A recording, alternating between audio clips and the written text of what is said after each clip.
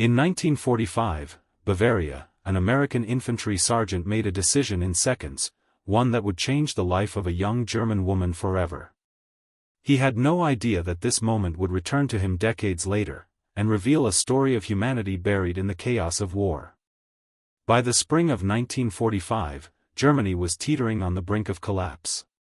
Cities lay in ruins, churches and factories reduced to skeletal remains. Smoke drifted from burned-out homes, and the echoes of artillery had long been replaced by an eerie, anxious silence. American forces, pressing from the west, moved methodically through Bavaria.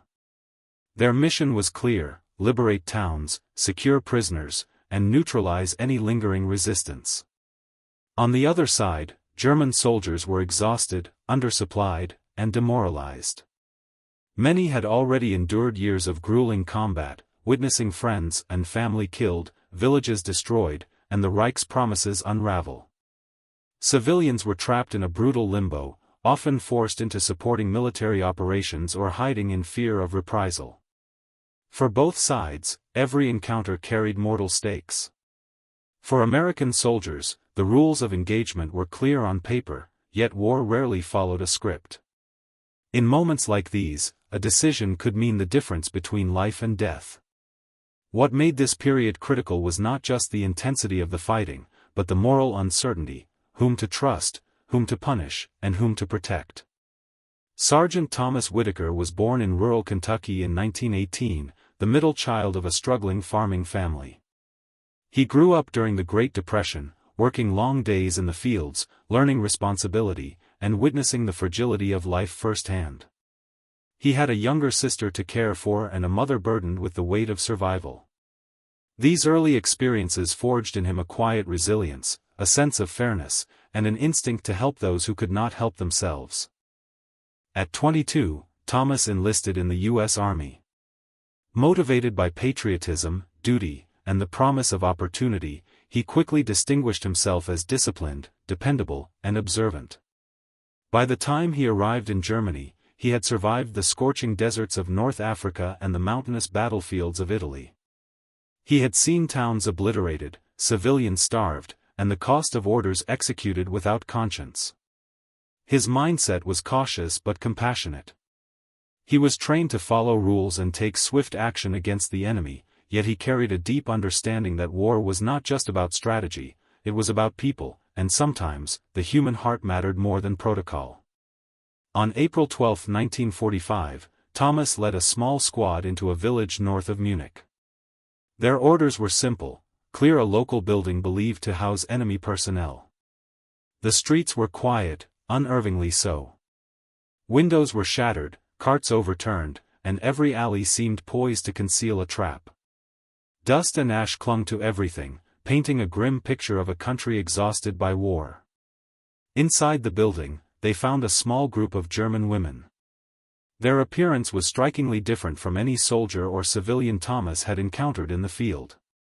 They were young, frightened, and clearly worn down by hardship. Their clothing was torn and ragged, their faces pale, haunted by weeks of hunger and forced labor.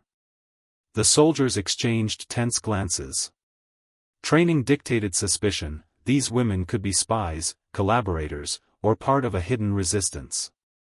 Yet something in their posture, the way they huddled together, avoiding eye contact, trembling in fear, suggested a different story.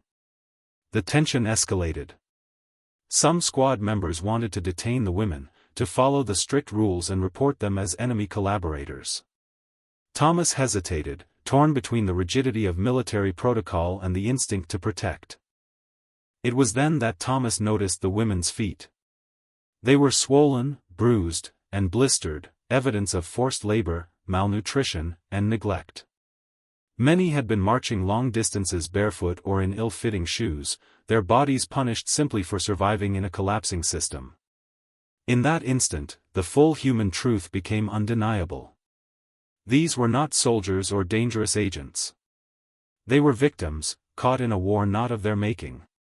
Thomas faced a choice that would define him: follow strict orders and risk condemning these women to further suffering, or act with compassion, risking reprimand, and perhaps worse, from his superiors. Time seemed to slow. The air was thick with uncertainty. The eyes of the women silently pleaded for mercy, and Thomas felt a profound weight settle on his shoulders. He made his decision. Calmly, he instructed his men to guide the women to a nearby farmhouse, provide them with medical attention, food, and shoes. In a world dominated by violence and fear, Thomas chose humanity. The women were led away, trembling but alive, into a safe space under the watch of Thomas's squad. Some of the soldiers grumbled, questioning the wisdom of diverting resources. Others simply followed, recognizing the quiet authority of their leader. For Thomas, the moment did not pass unnoticed. The war pressed on, battles continued, and the village became just another checkpoint on a long, grueling campaign. Yet the memory of those feet, swollen, bruised, human, remained embedded in him, a constant reminder that acts of mercy were as powerful as any strategic maneuver. Nearly 4 decades later, in 1983, Thomas received a letter that would reopen old wounds and bring immense relief. The sender was Helga, one of the women he had saved in 1945. She had lived through the war, endured loss, and eventually emigrated within Germany. For decades, she had tried to locate the American soldier who had intervened, the man whose compassion had spared her life. The letter described her journey, her survival, and her desire to express gratitude. Thomas, now retired in Kentucky, felt the decades of silence collapse into a single heartbeat. Their reunion, years later in Munich, was quiet but deeply moving, 2 lives irrevocably changed by a single act of courage and humanity. The war was filled with destruction, hatred, and loss.